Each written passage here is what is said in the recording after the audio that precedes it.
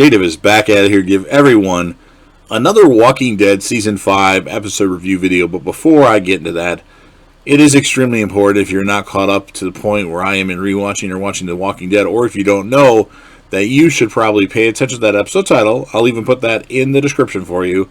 If that's the case and you find out that you're not caught up, then I suggest, and everybody else would too, that you stop watching this video to avoid any potential spoilers. This will be The Walking Dead Season 5, Episode number 9. The title of this episode is called What Happened and What's Going On. This will be my review, reaction, recap of the episode. And remember, I've seen the episode a bunch of times, just reviewing it to have it on the channel on YouTube. And then also reviewing it due to the fact that they announced Season 11 of The Walking Dead will be the final season of the main Walking Dead show. The group is still reeling from the tragedy of Beth's death at Grady Memorial Hospital. They decide that the best way to honor Beth is to complete Beth's intended mission of reuniting Noah with his family. The entire group makes a 530-mile journey to Shearwald Estates, a walled community outside Richmond, Virginia. Leaving Georgia behind, Rick, Michonne, Tyrese, Glenn, and Noah decide to scout ahead and visit the compound first, while the others remain behind to be safe. In the car, Tyrese tells Noah and the others about his father, who would always used to tell him and Sasha that as citizens of the world, they should listen to the news and never change the channel or turn it off. The reason why they should, as they should always know about the atrocities that take place so they can be prepared for anything and have their eyes wide open.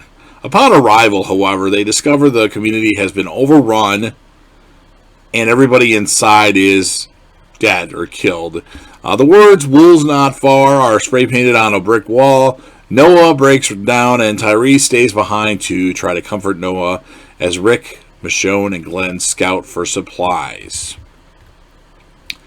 Tyrese tells Noah that he wanted to give in when Karen died, or when Karen was killed, I should say, but he kept on fighting and decided to live, and as a result, he was able to protect baby Judith when she needed him. Now, Noah stands and sprints to his family's home with Tyrese in pursuit. They arrive and find Noah's family dead. That's unfortunate for Noah. Tyrese explores the house while Noah sits by his mother's corpse and apologizes for not returning sooner. While focused on pictures of Noah's family, Tyrese is actually bitten by Noah's turned brother, whom Noah quickly dispatches with a model jet. And then Noah leaves immediately to retrieve Rick and the others.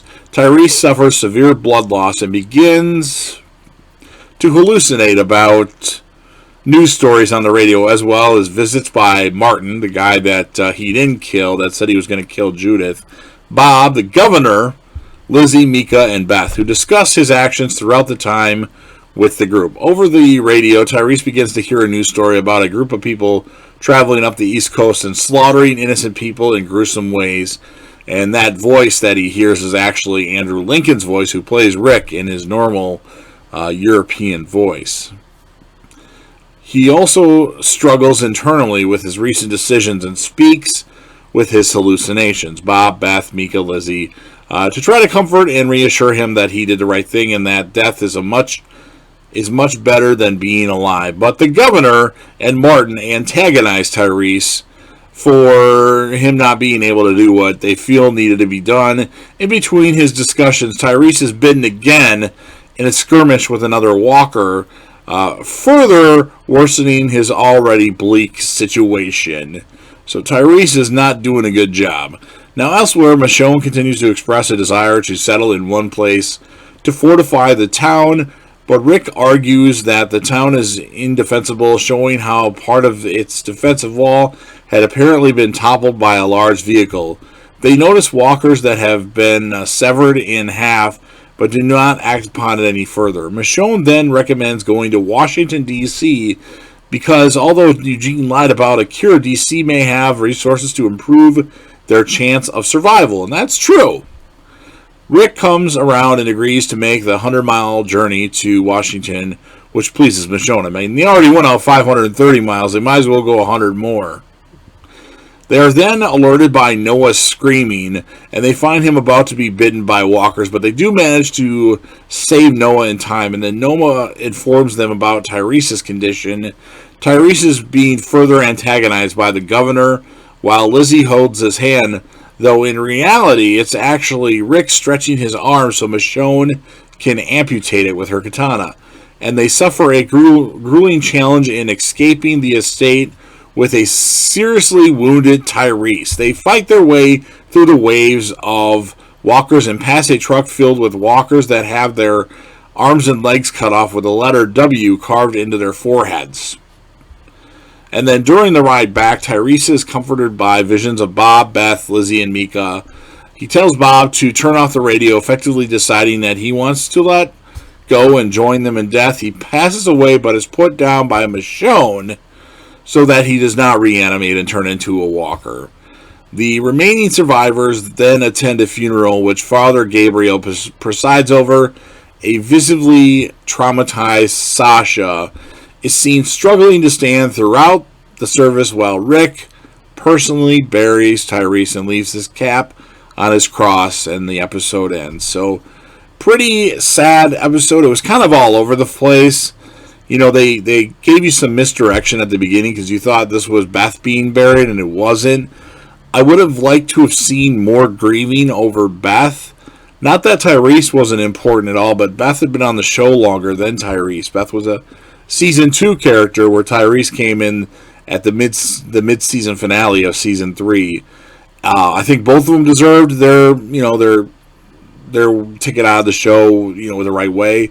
And I feel like Beth didn't really get, Daryl cried and Maggie cried, and that was kind of it this episode. And you did see Maggie cry in this episode a little bit, too. I don't know if that was for Tyrese or that was for Beth, though. But I would have rather seen a Beth, grieving over Beth the whole episode, and then maybe 3 or 4 episodes later have the Tyrese episode. Tyrese, to me, as a character, while he was the